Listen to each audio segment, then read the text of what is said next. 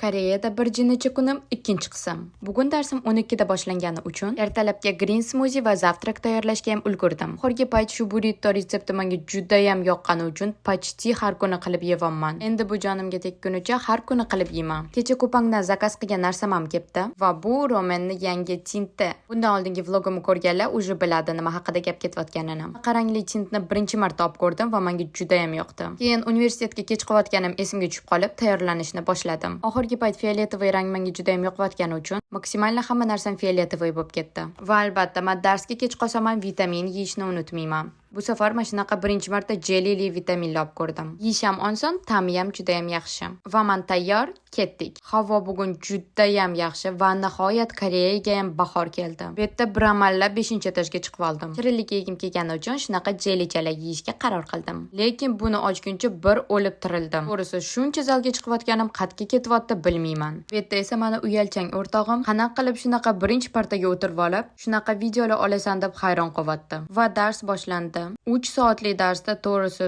zo'rg'a o'tirdim. Undan keyin yana bitta 3 soatli darsim bor edi. Unda 1,5 soatga qochib ketdim. Juma kuni men 6 soat o'qiy olmayman. Осуждать qilmaysilar umiddaman. Keyin kola ichkim kelgani uchun magazinga kirib kola oldim. Bugun meni voleybol mashg'ulotim bo'lgani uchun tezgina ujin qilib olib, mashg'ulotga tayyorlanishni boshladim. Va videoga olganimda futbolkam g'ijimligini ko'rib qolganim uchun dazmol qilib oldim va unga qo'shib miyamni ham birga dazmol qilib oldim menimcha. Bu yerda outfit mirror check qilib soat 9:30 gacha mashg'ulotimni o'tib, keyin uyga ketdim. Ko'rganingiz uchun rahmat. Bye.